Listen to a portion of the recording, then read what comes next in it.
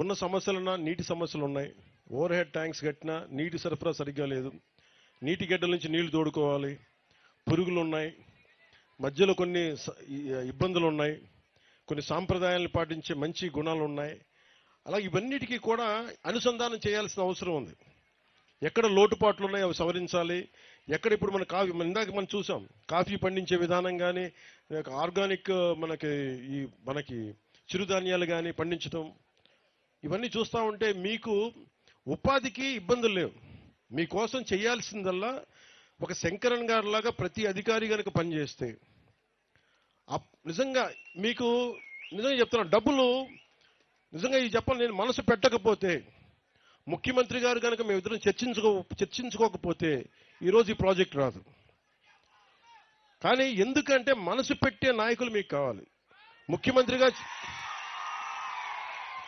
ముఖ్యమంత్రిగా నారా చంద్రబాబు నాయుడు గారి దృష్టికి నేను ఏం తీసుకెళ్ళగలనంటే, నాకు ఫైనాన్స్ని ఎలా హ్యాండిల్ చేయాలో నాకు తెలియదు. నాకు తెలిసిందల్లా మీ కష్టాలను గుర్తించి ఒక అనుభవజ్ఞుడైన నాయకుడు ఉండి, సార్ ఈ ఇబ్బందులు ఉన్నాయి ప్రజలకి, రోడ్లు వేయాలి, ఇంకా డోలీలతో ఇబ్బంది పడుతూ ఉన్నారంటే పాపం వెంటనే ఆయన అడ్మినిస్ట్రేటివ్ శాంక్షన్ 39.40 కోట్ల రూపాయలు వెంటనే చేశారు. ఇక్కడున్న కూటమి నాయకులందరి తరపు నుంచి ప్రజల తరపు నుంచి గౌరవ ముఖ్యమంత్రి శ్రీ నారా చంద్రబాబు నాయుడు గారికి మనస్ఫూర్తిగా నా కృతజ్ఞతలు తెలియజేస్తా ఉన్నాను మనందరి తరపు నుంచి. అలాగే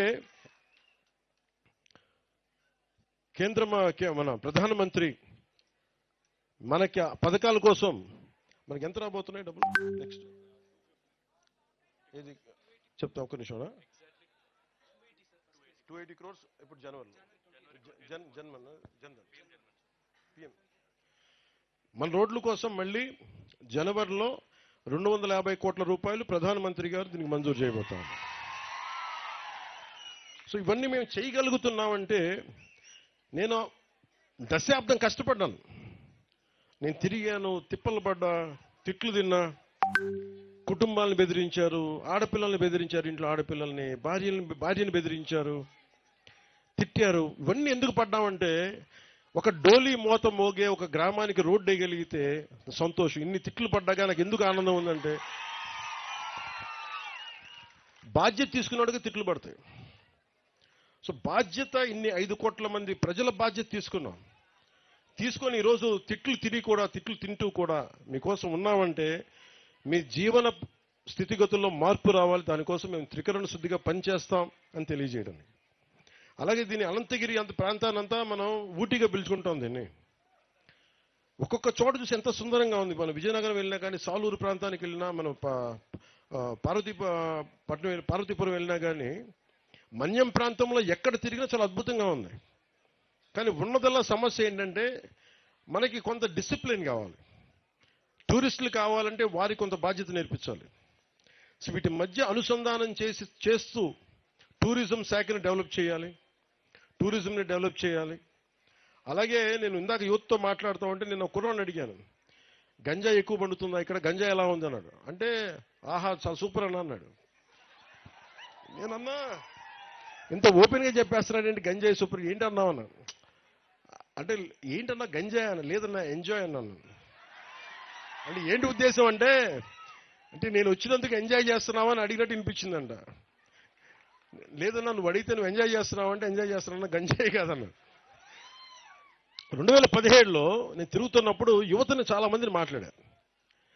మనకి అరకు ఏఓబి బార్డర్లో కానీ మొత్తం అరకు ప్రాంతం అన్నింటిలో మాట్లాడితే అందరూ అడిగింది ఏంటంటే, ఎందుకు చేస్తున్నారు ఇవన్నీ అని అడిగా.